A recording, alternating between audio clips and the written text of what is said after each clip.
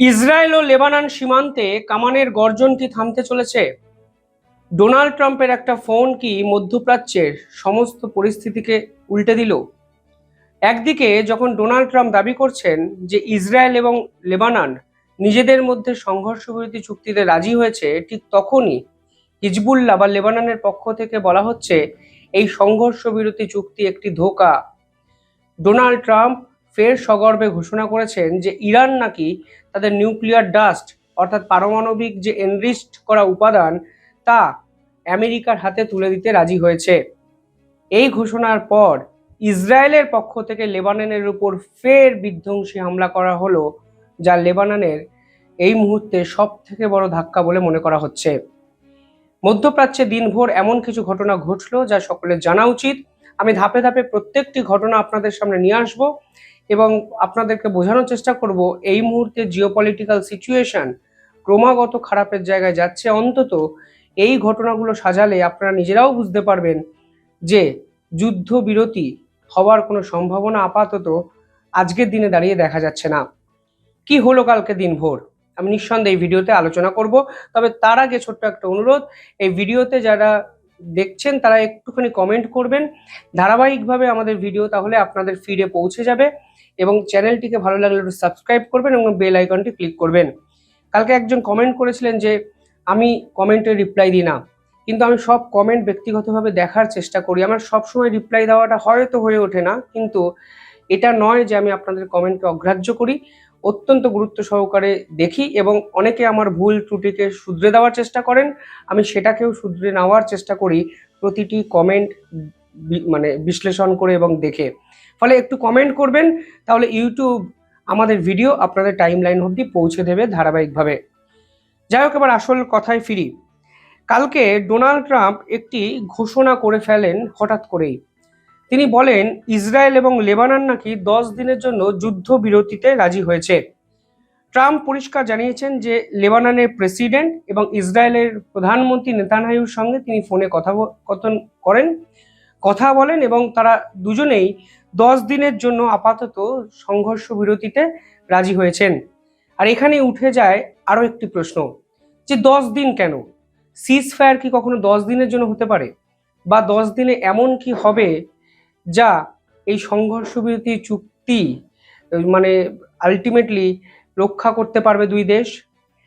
প্রশ্ন অনেক। পরবর্তীকালে ডোনাল্ড ট্রাম্প আরও দাবি করেন যে এই যে বৃহত্তর যুদ্ধের প্রেক্ষাপট তৈরি হয়েছে মধ্যপ্রাচ্যে, সেই প্রেক্ষাপটকে উল্টে দিতে এটি নাকি শান্তির প্রথম ধাপ। কিন্তু আসল ঘটনা কি? আসল ঘটনা কি সত্যি সংঘর্ষ বিরতি হয়েছে, নাকি ডোনাল্ড ট্রাম্প ফের এমন একটা দাবি করার চেষ্টা করলেন যেই দাবির সঙ্গে বাস্তবের পরিস্থিতির কোনো মিল নেই? ডোনাল্ড ট্রাম্প যখন শান্তির কথা বলছেন, তখন ইরান পরিষ্কারভাবে এই পুরো ঘটনা নিয়ে কিন্তু একাধিক কনফিউশন ক্রিয়েট করে বসলেন। ইরানের পক্ষ থেকে কালকে পরিষ্কার জানানো হয়েছে যদি সংঘর্ষ বিরতি হয়ও তাহলে এটা নাকি ইরানিয়ান সৈন্যদের যুদ্ধের ফল। এবং পরিষ্কারভাবে ইরান বলছেন যে তারা এই সমঝোতাকে বিশ্বাস করে না, কারণ আমেরিকা বা ইসরায়েলকে বিশ্বাস করার মতো জায়গায় তারা নেই। পাশাপাশি ইরান বোঝাতে চাইছে এই যে মিডল ইস্টের যে অ্যাক্সিস তৈরি হয়েছে, সেখানে লেবানন, সিরিয়া, হিজবুল্লাহ, এই যে তিনটে জোট মানে জোটের তৈরি হওয়া ত্রিশঙ্কু জোট, সেই জোটের কেন্দ্রবিন্দুতে ইরান আছে এবং এরা ইরানের অনুমতি ছাড়া কোনো সিদ্ধান্ত নেবে না। ফলে তারা এটাও বোঝাতে চাইছে যে এই জোট সম্মিলিতভাবে লড়াই করেছে বলেই আজকে ইসরায়েল বা আমেরিকাকে পিছু হটতে বাধ্য করতে তারা পেরেছে। এই ঘটনা যখন ইরানের পক্ষ থেকে চাঞ্চল্য সৃষ্টি করে, ঠিক তখনই ডোনাল্ড ট্রাম্প আরও একটি ঘোষণা করে বসেন। ডোনাল্ড ট্রাম্প হঠাৎ করে ঘোষণা করেন যে ইরান নাকি তাদের নিউক্লিয়ার ডাস্ট আমেরিকার হাতে তুলে দিতে শুরু করেছে এবং তারা এটা বলতে শুরু করে, মানে আমেরিকা বলতে শুরু করে যে ইরান নাকি কার্যত ইসলামাবাদের শান্তি বৈঠকে অসহায় আত্মসমর্পণ করেছেন। এবার আপনি ভাবুন যে ইরান নিউক্লিয়ার ডাস্টকে বাঁচানোর জন্য এত লড়াই করলো, এত যুদ্ধ করলো, তারা হঠাৎ করে তাদের সমস্ত ইউরেনিয়াম এনরিচমেন্ট বা স্টকপাইল আমেরিকার হাতে তুলে দিচ্ছে। এটা ডোনাল্ড ট্রাম্প ঘোষণা করে দিচ্ছেন বিশ্বমঞ্চে এবং ইরান পরিষ্কারভাবে এই দাবিকে নাকচ করছে। ফলে সব মিলিয়ে ফের কিন্তু একটা হেজিটেশন, কনফিউশন এবং এমন অনেক অদ্ভুত পরিস্থিতি সৃষ্টি হলো যার উত্তর অনেকের কাছে নেই। প্রশ্ন হলো, রাশিয়া কিছুদিন আগে বলেছিল যে ইরান চাইলে আমাদের কাছে নিউক্লিয়ার যে স্টক পাইল সেটাকে সঞ্চয় করে রাখতে পারে কিছুদিনের জন্য। এতে রাশিয়ার প্রভাব মিডল ইস্টে বাড়ত, ডোনাল্ড ট্রাম্পের কাছে অন্তত ইউরেনিয়াম যেত না।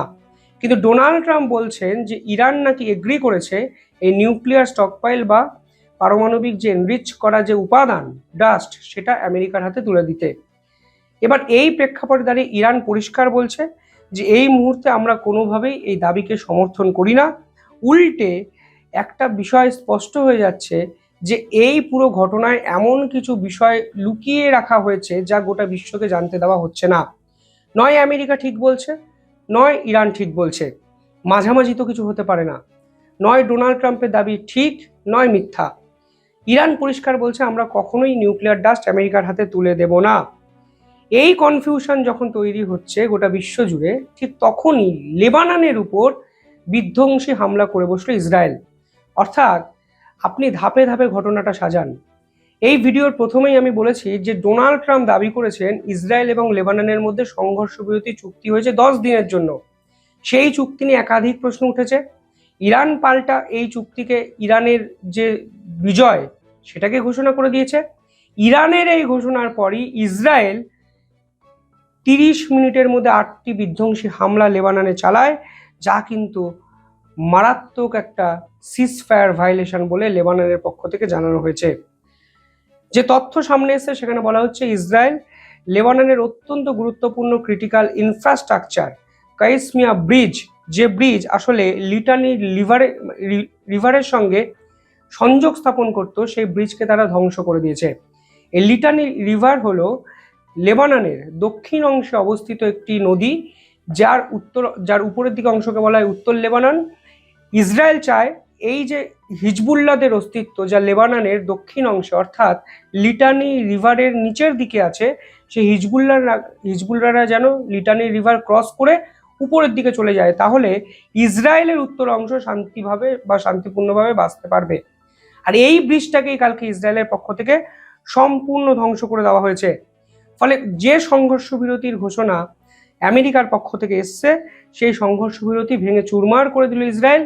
এবং ইসরায়েল পরিষ্কার বুঝিয়ে দিল যে ইরান যেভাবে এই সংঘর্ষ বিরতিকে সিরিয়া, লেবানন এবং ইরানের ত্রিশঙ্কু জোটের জয়গাথা বলে বিশ্ব মানচিত্রে প্রচার করছে, তা আসলে কিচ্ছু নয়।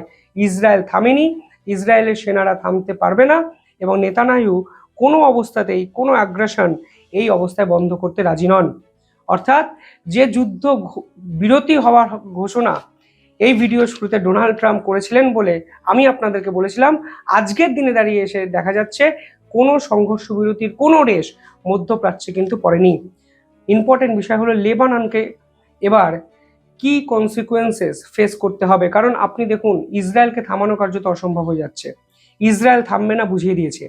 এরপরেও লেবাননের উপর যদি ইসরায়েলের সেনারা এই ধরনের এয়ার স্ট্রাইক করে, তাহলে একটা শহর বা একটা রাষ্ট্রের অবশিষ্ট বলে কিন্তু আর কিচ্ছু থাকবে না, তা কিন্তু পরিষ্কার হয়ে যাচ্ছে। এবং ইরানের অসহায় অবস্থার কথা ভাবুন, যে তারা তাদের বাঁচানোর জন্য যতটা করার তো করেছে, কিন্তু লেবাননের মতো একটা রাষ্ট্রকেও এই যুদ্ধে টেনে এনেছে, এবং যেখানে লেবাননের কোনো এই যুদ্ধে কোনো লেনা দেনা ছিল না, শুধুমাত্র ইরানের জন্য আজকে তাদের রাষ্ট্র পুরো ধ্বংসস্তূপে পরিণত হয়েছে। কারণ এই লেবাননের হিজবুল্লাহ গ্রুপ দিনের পর দিন ইরানের ফান্ডিং নিয়ে, অস্ত্র নিয়ে ইসরায়েলের উপর ক্রমাগত প্রক্সি ওয়ার চালিয়েছে, যেখানে লেবাননের সরকারের কোনো সমর্থন ছিল না বলে তারা জানায়। কিন্তু একটা রাষ্ট্র তাসের ঘরের মতো ভেঙে পড়ছে ইসরায়েলের হানায়, থামানোর জন্য কেউ নেই। ইরান সঙ্গ দিয়েও নেতানিয়াহুর এই মিসাইল অ্যাটাককে থামাতে পারছে না, এবং প্রতিদিনই একটু একটু করে ধ্বংসের জায়গায় পৌঁছে যাচ্ছে লেবানন। যাই হোক, কিভাবে দেখছেন পুরো বিষয়টি কমেন্টে জানাবেন। দেখতে থাকুন দ্য ইন্ডিপেন্ডেন্ট বেঙ্গল। ধন্যবাদ।